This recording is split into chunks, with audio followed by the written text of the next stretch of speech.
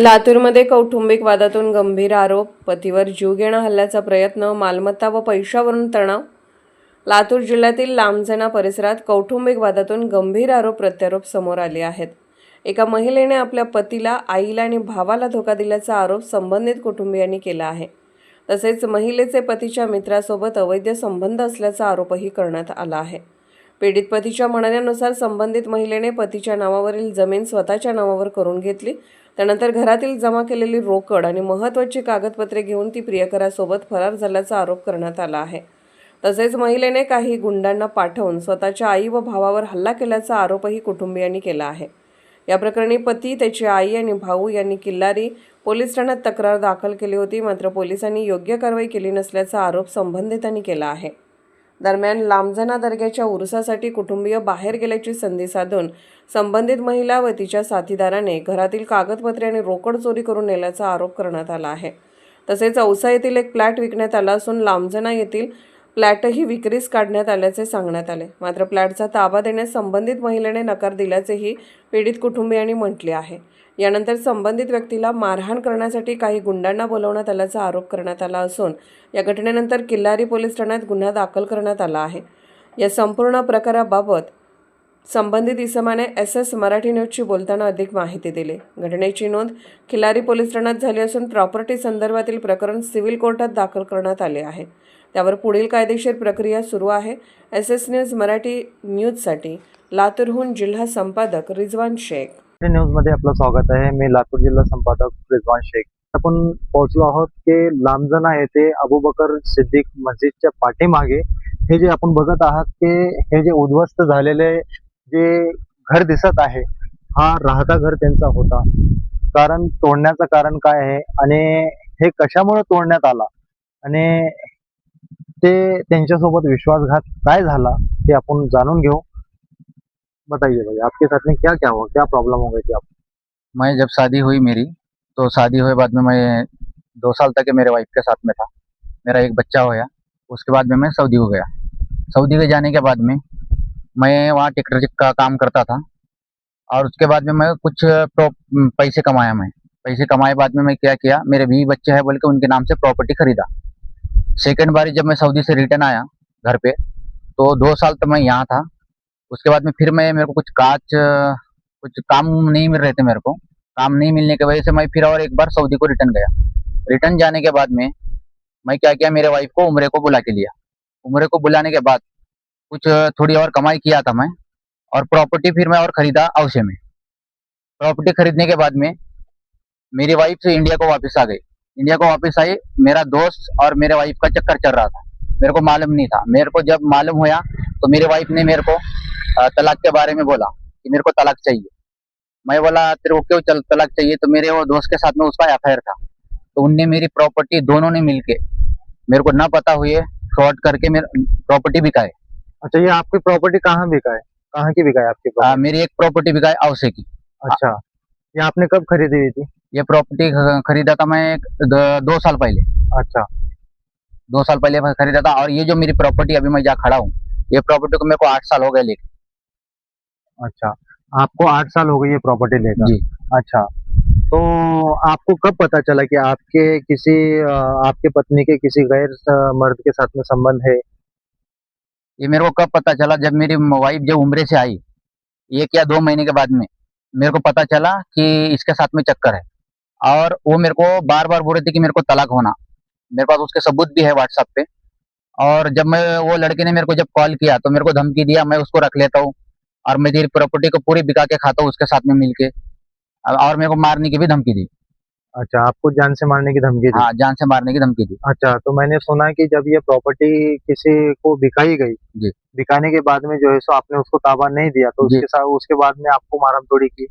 हाँ, जब ये प्रॉपर्टी मेरे को ना मालूम होते, हाँ, ये सामने वाले ने जो लिया है प्रॉपर्टी, उसको पूरा मालूम था ये प्रकरण कि ये वाद विवाद की प्रॉपर्टी है और एक कोर्ट में भी मैटर चालू था। उसने क्या किया, उसके तरफ से प्रॉपर्टी अपने नाम पे रजिस्ट्री करा ली। और जब ताबा लेने आया, मैं जब ताबा नहीं दिया तो उनने हमारे को मारने की धमकी दी और घर पे 10-15 लोग भेज के भी। अच्छा, और हम जब पुलिस वाले के पास में गए तो पुलिस वाले ने भी कोई कार्रवाई नहीं की। अच्छा, उन्हें कोई कार्रवाई भी नहीं की। और घर पे हमारे मेरी अम्मी और बाजी थे। तो 2 लड़के आके उनको धमकी भी देके गए कि हम तुम्हारे को मार देंगे बोल के जान से। अच्छा, ये आपके मम्मी पापा थे, मम्मी और बहन थे, या आपकी सासू और साली थे? मेरी सासू माँ थी हाँ। और मेरे साले की वाइफ थी। अच्छा, आपके साली की वाइफ, वाइफ, आपके साले की वाइफ हाँ, और सासू माँ थी। सासू माँ थी। अच्छा, तो मुझे ऐसा पता चला कि आपके घर पे कुछ दिनों पहले या कुछ साल पहले कि कुछ चोरी हो गई थी। हाँ जी, अभी एक 2-3 महीने पहले हाँ। हम उर्स था या शेख सुल्तान शेख अब्दुल्ला साहब का। अच्छा। तो हम जब तीनों चारों लोग, सास, मेरे साले के वाइफ, मेरा साला और बच्चे, हम सब लोग उर्स में थे। उर्स में होने के बाद में लास्ट उर्स था, उनने रात के 1-2 बजे आके घर फोड़ के पूरे पैसे लेके जाके और उन्हें चोरी करके ले गए, डॉक्यूमेंट भी ले गए। और उसके बाद में हमने उसके नाम पे एफआईआर भी करे। तो पुलिस प्रशासन कुछ उसका ये नहीं कर रहा है, कारवाई नहीं हो रही पुलिस प्रशासन का। 2 महीने हो गए अभी। अच्छा, अच्छा, यांचा आरोप असा आहे की गेल्या वेळेस 2 ते 3 महिन्यापूर्वी की यांच्या घरी एक दरोडा झालता आणि त्या दरोड्यात शामिल होते यांची वाईफ आणि तो व्यक्ती समोरचा जे थर्ड पर्सन आहे, तो व्यक्ती त्याच्यामध्ये शामिल होता आणि त्यांनी त्यांच्या घरी येऊन ते डॉक्युमेंट चोरण्याचं काम केलेलं आहे किंवा थोडंफार जे कॅश होता, तो कॅश पण चोरी करण्याचं काम केलेलं आहे. त्याच्या विरुद्ध त्यांनी कोणतं police station? Lamjana police station, Killari police station येथे त्यांनी तक्रार पण केलेली आहे आणि यांचा असा आरोप आहे की तिथल्या पोलीस प्रशासनाने यांना कॉपरेट केलं नाही आणि त्यांच्यावरती काही ऑब्जेक्शन घेतलं नाही. तर त्याच्यानंतर तुमच्यासोबत जे प्रॉपर्टीचं जे 3 महिन्यापूर्वी झाला, हा. बरोबर, आपण लग्नाच्या 3 वर्षानंतर आपण सौदीला गेला, तिथं ट्रॅक्टर चालवला आणि काही रक्कम गोळा झाल्यानंतर हा प्रॉपर्टी आणि ते औषधाची प्रॉपर्टी खरीदण्यात आली, बरोबर. त्याच्यानंतर तुम्हाला जेव्हा अफेअर माहीत झाला तर त्याच्या अगोदर तुम्ही त्यांच्या नावे केलती का प्रॉपर्टी त्यांच्या नावे केलती का पहिलेच प्रॉपर्टी त्यांच्या नावावरती केलेली? नहीं, मैं सऊदी में जब मैं था जी, तो जब मैं कमा रहा था उसी टाइम पे मैं प्रॉपर्टी इसके नाम पे कर दिया था। अच्छा, हाँ। आप जब सऊदी में थे हाँ। तभी आपने जो है तो प्रॉपर्टी उनके नाम पे की? हाँ, उसके नाम पे कर दिया ओके, था। तो ये प्रकरण घड़ के कितने महीने हो गए, कितने साल हो गए? अब मेरे साथ में वो नहीं है, 1 साल हो गया मेरे साथ में नहीं है। आपके साथ में नहीं है, 1 साल हुआ। हाँ, 1 साल हो गया। तो 1 साल पहले आपने उनके नाम पे प्रॉपर्टी की थी या वो 2-4 साल पहले आपने? नहीं, 6-7 साल पहले प्रॉपर्टी, ये वाली प्रॉपर्टी पहले नाम पे हुई। उसका कारण? उसका कारण क्योंकि मैं गया था सऊदी को, मेरा एक लड़का था छोटा। अच्छा, तो मैं जब गया तो मैं बोला मेरे बीवी बच्चे अच्छे रहना, इनको हाँ। मैं अच्छा फ्यूचर देना और ये अच्छे से अच्छी पढ़ाई करके मेरा लड़का अच्छे से अच्छे माहौल में रहना।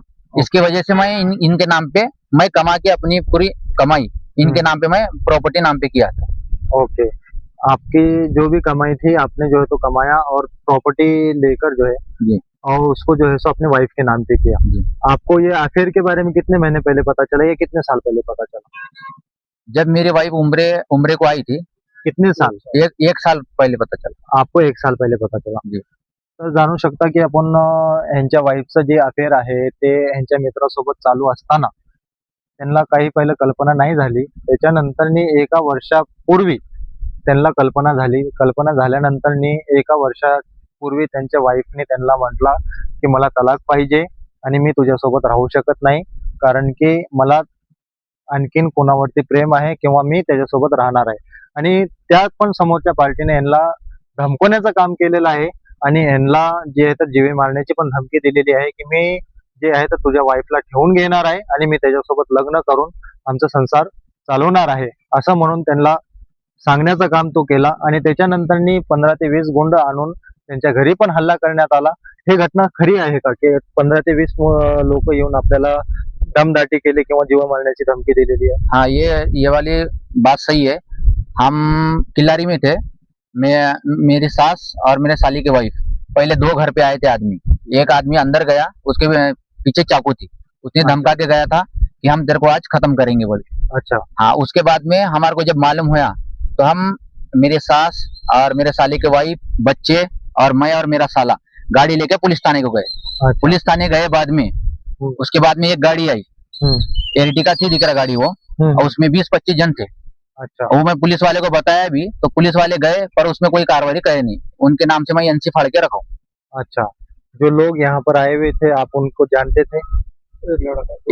हाँ, एक को मैं जानता था, जो मेरे वाइफ के साथ में जो रहता है उसको मैं जानता मतलब आपके वाइफ के साथ में जो अफेयर था वो हाँ। आप उसको जानते हूँ, उसको जानता हूँ। अच्छा, जो ज्यांनी चाकू ठेवली होती त्याला पण तुम्ही ओळखता का? तर जाणून घेऊ की आज आपण या प्रकरणामध्ये जे पोहोचला आहात तर जे यांची बायको आहे त्यांच्या बायकोचा सक्का भाऊ आपल्या सोबत जोडत आहे आणि ते त्यांच्या बहिणी